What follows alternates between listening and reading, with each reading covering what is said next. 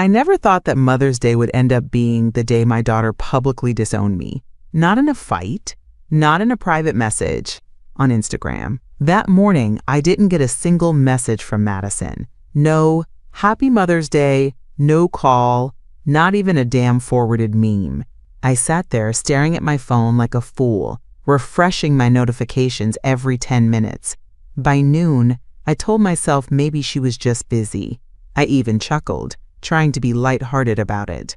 Probably up to her neck in glitter and tulle, decorating the wedding centerpieces. I said out loud to no one, but around 2:30, out of pure habit, and I'll never forgive myself for this, I opened Instagram.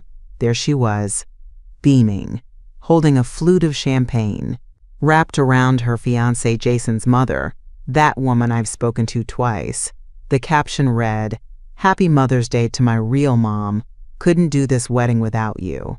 Real mom, not a joke, not a slip of the tongue. That woman got the flowers, the caption, the gratitude. I didn't cry. I didn't scream. My fingers moved before I could think, and I typed what my gut screamed. Your real mom can pay for the wedding too. Hit send. And then I stared at the comment for a full minute. 5 minutes later, the post vanished. Deleted, but not before I took screenshots. I didn't send them to Madison, not to Jason, not to any friend. I sent them to my lawyer, because this wasn't just a bad post. This wasn't a social media mistake. This was a line in the sand. This was a daughter choosing to humiliate her mother in public and act like she was an orphan with a platinum Amex. And I wasn't going to let her rewrite the story. The years I carried her, the money I bled for her dreams, just so she could replace me for Instagram likes. You want a new mother? Fine, you can have her. But you can also have the bill. 2 weeks before Mother's Day, I stood beside Madison in a Vineyard office in Napa Valley, signing a check for $14,000. It was the deposit for the venue she insisted on, the one with the antique wine barrels and overpriced string quartet. I remember her eyes lighting up when the coordinator mentioned the sunset package. It included champagne towers and lanterns for the golden hour walk. She clasped my hand and whispered, "This is my dream, Mom." So I paid it, like I always had, without hesitation. Without reminding her, I still hadn't been repaid for the catering tastings or the endless Etsy orders she kept putting on my card. I raised Madison alone. Her father died in a car accident in 2002, a Wednesday morning so ordinary, it didn't feel possible someone could just stop existing by lunch. I was 42. She was 7. From that day forward, it was just us. I worked 3 jobs to keep her in school, then took a risk on accounting and built a life. Every science fair, every bloody heartbreak, every missed period, I was there. She was never a burden. I was proud of how she turned out, or at least I thought I was. When she got engaged to Jason, I cried, not because I was losing her, but because I finally felt like she'd found someone who would share the weight. I told her I'd help however I could. That meant swiping my card over and over and over again, while she promised it was just until things were settled. Looking back now, I can see how easily I let her believe my love was measured by my ability to say yes. I thought being generous meant being good. I thought being good would keep me close to her. I was wrong, because somewhere along the way, she stopped looking at me as someone she wanted beside her and started seeing me as someone who owed her everything and didn't deserve thanks for any of it. And that Instagram post? It wasn't the beginning. It was the confirmation of something I didn't want to face. I was no longer part of her narrative, except as a wallet with a pulse. 3 months ago, she forgot to invite me to her bridal shower, claimed it was an oversight by the maid of honor, said it was meant to be a low-key thing, just the girls from work. I found out about it the same way I find out about most things these days, through social media. There she was, smiling in a sash that said, "Future Mrs. Reynolds," surrounded by 20 women in matching floral robes. One of them had posted a boomerang of Madison popping champagne, tagged at a beachside Airbnb, with the caption, Best weekend ever, ring bunny girl female sign, #bride vibes. I stared at that video on repeat until my phone battery died. She didn't even text me the next day. I could have said something. I didn't. I told myself it was an honest mistake, that maybe I'd misunderstood the guest list, that surely someone else had dropped the ball, and Madison would feel terrible once she realized. She never realized. Then came the dog. Last fall, she asked if I could watch Biscuit while she and Jason went to Miami. Just 2 weeks, Mom. You're retired, and he loves your backyard.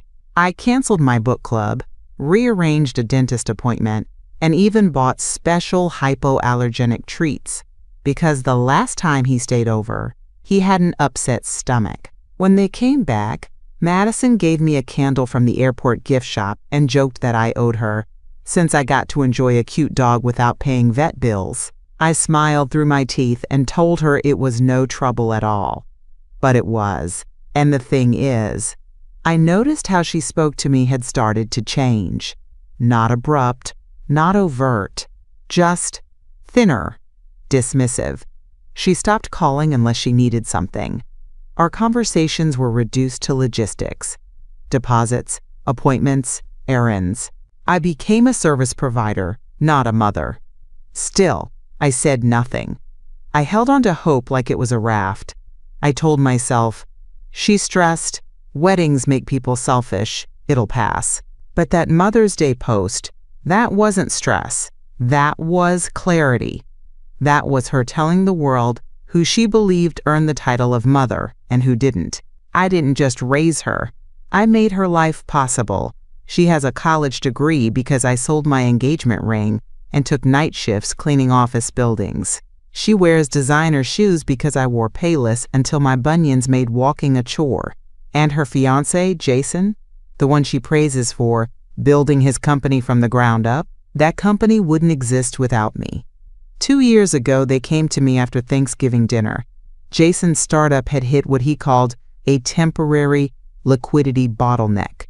I called it what it was, broke. Madison sat beside him on the couch, blinking back tears, holding my hand as she explained that this was his dream and she believed in him, and if I could just loan them the funds to get through the next quarter, they'd make it back tenfold. They even made a PowerPoint presentation. Jason wore a tie. I wrote a check for $35,000 the next morning. I told them I didn't need paperwork. That was my mistake. But I did keep the transfer confirmation, the email thread, and the business proposal. Jason called it an angel investment. I never called it a gift. So while Madison was out here reinventing her origin story to fit some Instagram aesthetic, I was sitting on a quiet stack of financial leverage. And I don't mean vague "you owe me" guilt. I mean hard numbers, documented support, paper trails. She thinks I'm just someone with a soft heart and a soft voice, that because I don't yell or show up unannounced, I don't matter. But there's a reason I survived widowhood, a recession, and raising a child without ever defaulting on a bill. I know how systems work. I know what people sign without reading. I know what banks care about, and I sure as hell know what lawyers can do when properly motivated. So while Madison was toasting her real mom, I was sitting at my desk printing PDFs. She may have deleted that post, but she can't delete my memory. She can't delete bank records. And she can't delete the moment I realized I wasn't just hurt, I was done. Karen Delgado has been my estate lawyer for almost 17 years. She handled the probate after my husband passed, drafted my will, helped me refinance the house when interest rates dropped. She's not the kind of woman who wastes time with pleasantries. That's why I trust her. I forwarded her the screenshots around 9 p.m. Sunday night. Not just the post, but my comment, the deletion, and the timestamp. I didn't include a message. I didn't need to. She called me 20 minutes later. "Ellen," she said, her voice low and even, "I think it's time we revisit your will." She didn't say, "Are you okay?" or "What happened?" She already knew. Karen always sees 10 steps ahead, like a chess player who's already sacrificing pawns for a checkmate you haven't even imagined. I nodded into the phone like she could hear it. I was thinking the same. And while we're at it, she added, let's talk about that $35,000 loan to Jason's company. I assume you never formalized it. No, I said, but I kept everything. She hummed, a sound I recognized from dozens of conversations before someone else ended up wishing they'd never underestimated me. That's good, because it may not be just a loan anymore. If he used that money to attract investors or apply for credit, and you're not documented properly. She didn't finish the sentence. She didn't have to. I knew what fraud looked like. I also knew that when people feel entitled to your money, they start making decisions with it before it's even fully theirs. Madison and Jason had both gotten comfortable living like I was already dead. Karen outlined the next steps with military precision. She'd draft an amendment to my will, effective immediately.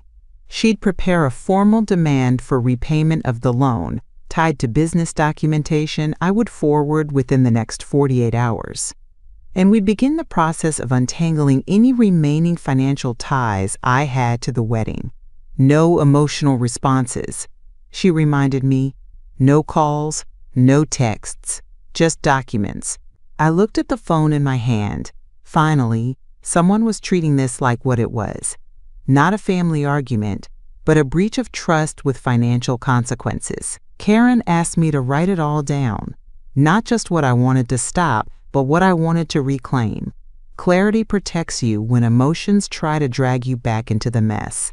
So I sat at my kitchen table with a cup of coffee gone cold, and I wrote 3 goals in my planner with the same pen I used to sign Madison's venue deposit. 1. Reclaim my financial stake in Jason's business. That $35,000 wasn't a gift. It was a bridge loan to keep his ego afloat. I was done pretending it was anything less. If he registered my funds as part of his capital structure, then I was a stakeholder, legally, financially, and possibly criminally if he'd misrepresented my role. 2. Remove Madison from my will, completely. No soft landings, no percentage to keep things civil. I wanted her gone from every clause and contingency, down to the obituary language and funeral instructions. My will had once reflected a woman who believed her daughter would always protect her legacy. That woman was gone. 3. Cancel every wedding payment under my name. I wasn't just pulling support. I was taking my name back off the contracts, off the guest list, off the narrative Madison had twisted, until I was nothing but an invisible ATM in nude lipstick. I thought about adding a 4th, something emotional, something about making her feel the absence of me. But I didn't, because that's not how power works. Power isn't rage, it's control. And I wasn't going to waste another breath trying to get Madison to understand what she'd done. If she wanted to rewrite family history, she could pay the editor's fee. But she wasn't going to do it on my dime. Karen called later that evening to confirm she'd started the paperwork. We'll make it all clean and binding, she said. And once we pull the bank records and paper trail, we'll have enough for a formal breach of fiduciary responsibility. If it comes to that, I didn't flinch. Let it come to that. It was a screenshot from January, a Zelle request Madison had sent me labeled, "For Mom's wedding gown sparkling heart person with veil medium light skin tone." Those exact words. Not my gown. Mom's, clear as day, no ambiguity. It was $3,500, sent the morning after we went shopping together in that boutique she loved, the one with the exposed brick and gold hangers that made every dress look 10 times more expensive than it already was. I remember that day too well now. I remember standing on the plush rug, watching her step out of the dressing room in lace and tulle, tears filling both our eyes. "You should try something on too," she joked. "It's your big day too." I laughed. I told her I didn't need a dress, just the honor of being there. She insisted on buying me one anyway, said the mother of the bride deserved to feel special. I didn't argue. I never did with Madison when she turned on the charm. That moment felt sacred. One of those rare glimpses when she still looked at me like she did at 5 years old, like I was her whole world. Now it was evidence. Karen highlighted it in yellow and added a note in the margin. Contradicts any claim that you weren't included or involved. Establishes intent and acknowledgement of your role in the wedding. It also, I realized, documented her change in narrative. Back in January, I was Mom. By May, I was a footnote she deleted online. That's not just disrespect. That's revisionism. And the fact she forgot about this Zelle request, the sheer sloppiness of it, told me something else. She didn't think I'd fight back. Karen advised we start compiling all similar transactions. Anything labeled, mentioned, or referenced to me as part of their wedding planning would help build a case for financial misrepresentation if they tried to claim these were gifts or unprompted contributions. I hope you kept receipts, she said. Oh, Karen, I didn't just keep receipts. I categorized them. Some women collect scrapbooks. I keep spreadsheets. I opened QuickBooks and pulled up the folder labeled Madison Wedding 2024, not hidden, not encrypted, just sitting there on my desktop, waiting to be respected. I'd started it last September when she first mentioned booking vendors early to lock in 2023 pricing. I should have known that meant I'd be paying. The entries were categorized, dated, cross-referenced by vendor name and confirmation number, $14,200. Venue deposit, Napa Grove Vineyards, $3,500. Gown labeled Mom's Wedding Dress, Ivory Room Bridal, $6,100. Catering prepayment, Linden and Fig, includes premium cocktail hour add-on, $1,750. Custom signage and table decor, Etsy plus local calligrapher, $35,000. Even the emojis. Madison had a habit of sending hearts after every dollar she asked for. 3 heart emojis, like it softened the hit. It didn't.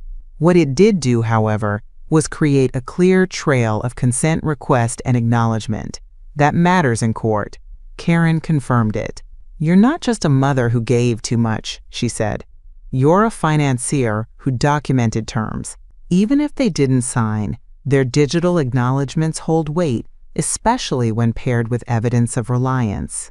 I sorted the ledger into categories and emailed it to her with a subject line that read, preliminary list, not exhaustive, because it wasn't.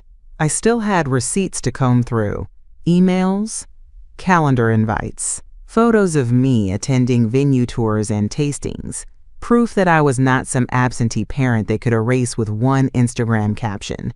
Every entry made me feel colder. Not angry, not even sad anymore, just done. The version of me who gave out of love was gone. What remained was a woman who'd spent her life being responsible and was finally ready to demand the same in return.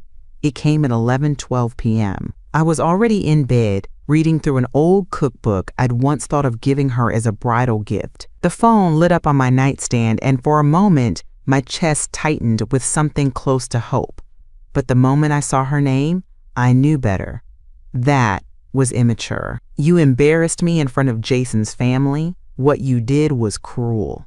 No apology, no explanation, just a shifting of blame, like my pain had somehow interrupted the Madison show and ruined the season finale. I stared at the message for a full minute, then turned off the screen. I didn't reply. The next morning, Jason followed up. His text was longer, more carefully worded, but no less condescending. Please don't ruin this for Madison. She's been under a lot of stress. The wedding's been a huge undertaking. She's trying her best. I counted them later. 47 missed calls and texts from them combined over the next 48 hours. Not one of them said, I'm sorry. Instead, Madison tried guilt. I can't believe you'd sabotage my wedding over one post. You know I didn't mean it that way. Then came entitlement. You said you'd support me through this. I don't understand why you're pulling away now. Finally, desperation. Can we at least talk? I think this is being blown way out of proportion. That was the part that stung most.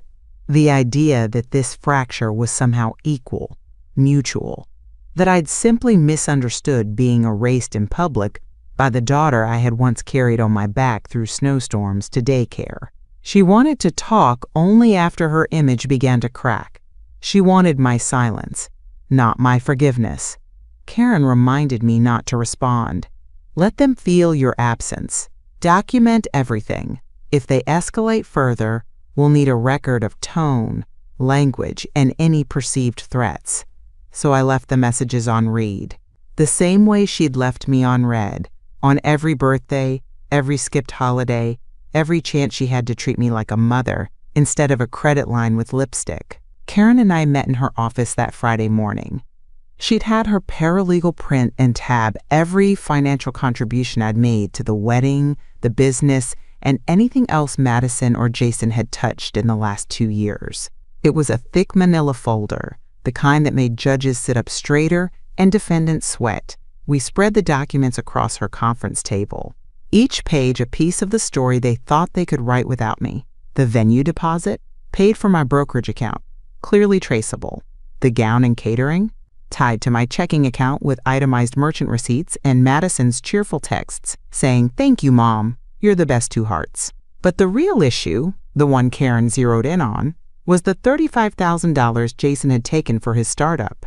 "He told you it was a short-term loan?" she asked. 3 months, tops, I said. "He said he needed it to close a bridge round before tax season." She slid over a printout from the Secretary of State's business filings. Jason's LLC had filed a convertible note with that same amount listed under outside investor capital, except nowhere in the documents was my name. "This is fraud, Ellen," Karen said, tapping the page. "He used your money as part of his capitalization and failed to disclose your role. That means he either misrepresented the source of funds to his board or lied on tax disclosures." It got worse.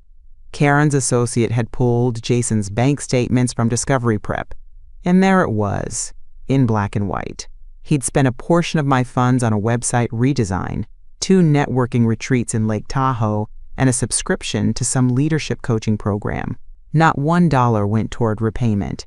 Not one email acknowledged me as an investor. But what sealed it was the final page. Madison's signature. She had co-signed the note, listed as Jason's operating partner. She knew where the money came from. She knew the terms. She knew I wasn't listed anywhere. They hadn't just cut me out. They'd built something on my back and pretended I'd never existed. She'd requested Madison's recent HR documents, standard protocol, since Madison had listed me as a tax dependent in prior filings, which helped her get certain deductions.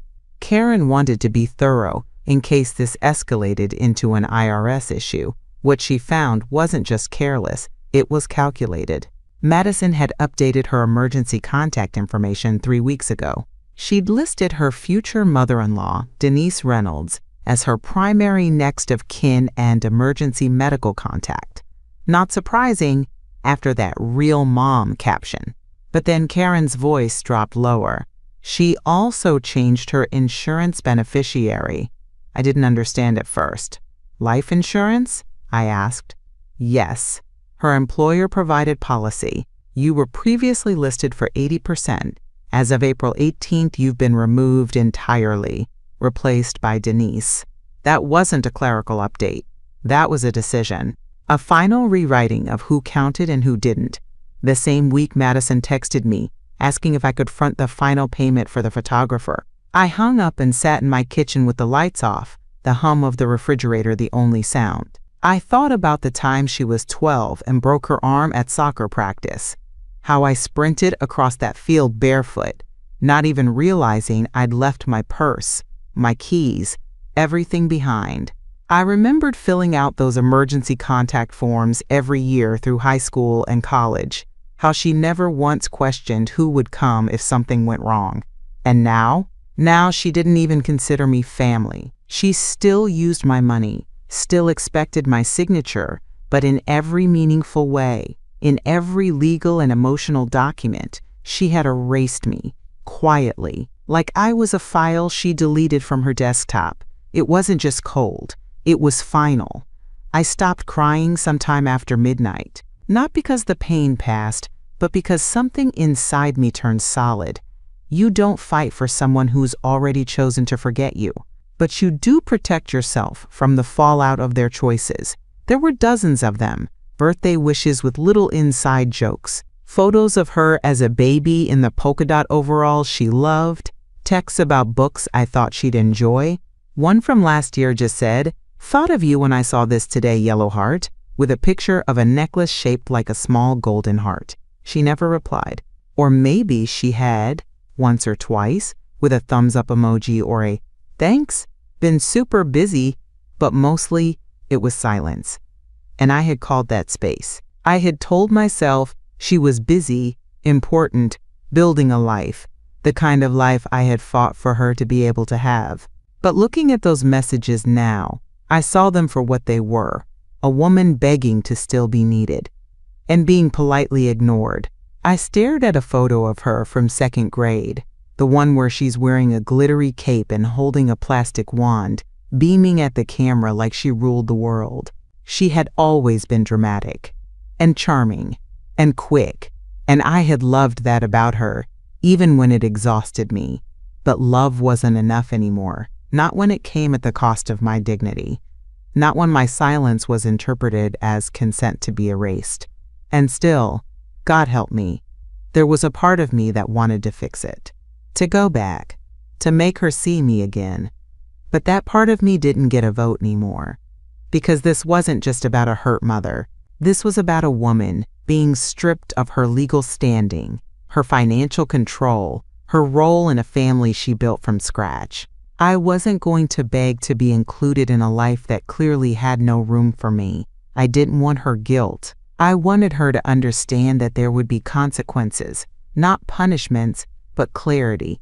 If she was ready to move forward without me, I'd show her exactly what that looked like. The final wedding planning meeting was scheduled for Thursday at 3 p.m., back at the Napa Grove Estate. I still had the invite on my calendar. Madison must have forgotten I was included. Or maybe she thought I wouldn't show after the real mom stunt. She was wrong. I RSVP'd yes. Karen and I had agreed this was the moment, the perfect intersection of their assumptions and my preparation. I didn't want drama. I wanted delivery of information, of documents, and of one very specific manila envelope that her legal courier would hand deliver during the meeting. I didn't tell Madison I was coming. I didn't ask what time they'd be there.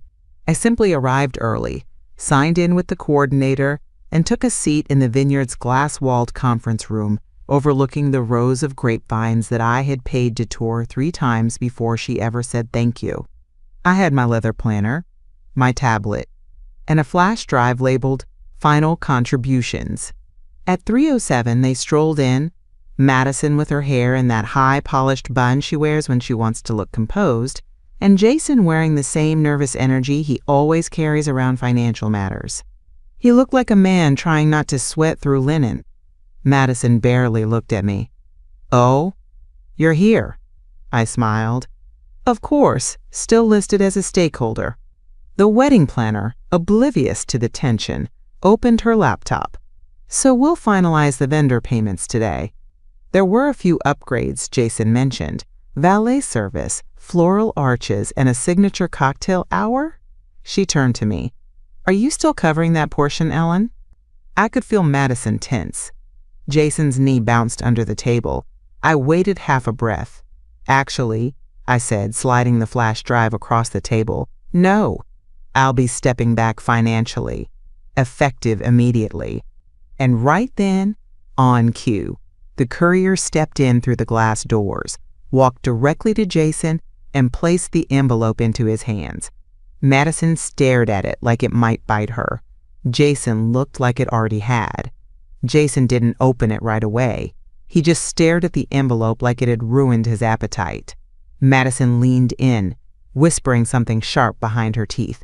I didn't bother to listen. The planner glanced between us, blinking like she'd walked into the wrong room. "Is everything all right?" Jason cleared his throat. "This isn't the time." "It is," I interrupted calmly. "And since you've both been ignoring my messages, I figured a neutral setting was best," Madison scoffed. "This is completely inappropriate." I looked at her, really looked at her, and for the first time in months, I felt nothing but clarity. So was deleting your own mother from your wedding post. So was spending my money while rewriting your history. I turned back to the planner. To answer your earlier question, no, I won't be covering the upgrades, or the remaining balance, or anything else going forward. The planner nodded slowly, her hands hovering above her keyboard. Understood. Jason finally opened the envelope. The room changed as his eyes scanned the first page. The second. By the third, he looked pale. Madison reached over and snatched the documents from his hand. What is this? Inside the envelope were a formal termination of all financial agreements, including wedding-related expenses, a legal demand for repayment of the $35,000 loan with terms for restitution and interest if not addressed within 30 days, an updated copy of my will officially removing Madison as beneficiary, a revocation notice removing me from all guest lists, seating charts, and family designations attached to the event. Madison gasped, then laughed, brittle and loud. You can't do this. You can't just undo everything. Jason didn't say a word. He just kept reading, lips pressed into a thin, bloodless line. The planner cleared her throat. Should I cancel the booking? I turned to her. Yes. Then I looked directly at Madison, voice steady as a gavel. Let your real mom cover the rest. Madison wasn't so quiet. She slammed the folders shut and hissed. You're just trying to ruin this for me. This is my wedding. No, I said calmly. This is your mess. I'm just withdrawing my name from it. She turned to Jason. Say something. Jason's voice came out hollow. The money's gone. The planner stood frozen, eyes wide, like she wasn't sure if she should excuse herself or call security. I glanced at her and offered a small smile.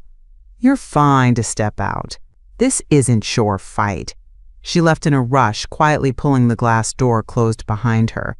Madison looked at Jason, then back at me. You're actually going through with this?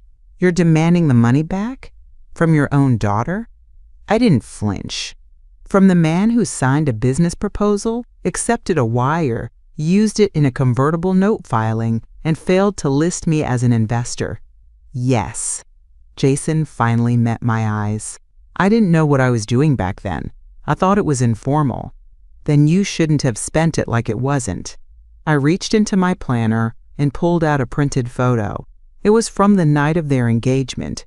Madison in a white dress, Jason grinning beside her, a bottle of champagne in his hand.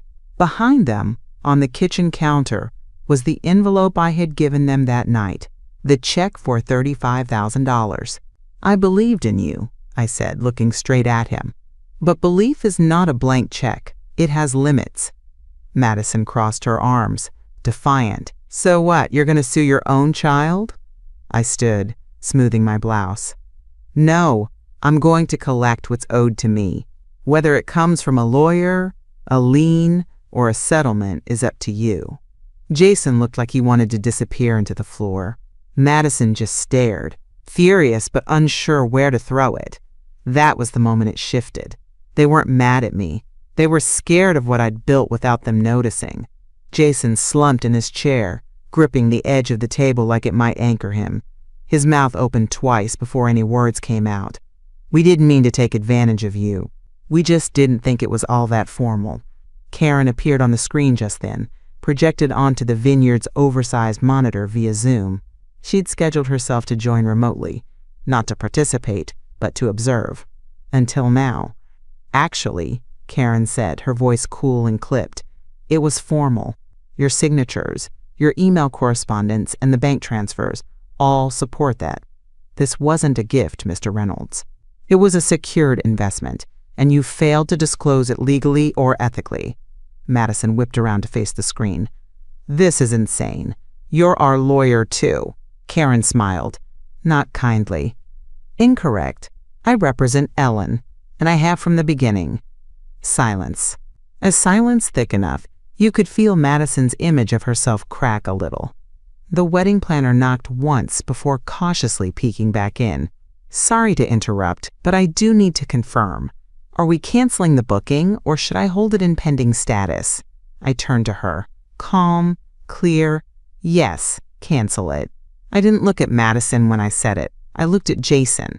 Let him be the one to explain to her how the money was never theirs. How the photographers, the florist, the $8,000 gown she still hadn't picked up. It was all built on a foundation that now had an expiration date. Jason nodded, barely audible. Cancel it. The planner stepped out quickly. I heard her say something into her walkie-talkie code for shutting it down before the deposit window passed, and just like that, it was done. The venue, the catering, the upgrades. Gone. No screaming, no spectacle. Just a few sheets of paper, a lawyer on Zoom, and a mother who'd finally stopped asking for gratitude and started taking back what was hers. The first sign came on Wednesday morning. Jason's business account was frozen.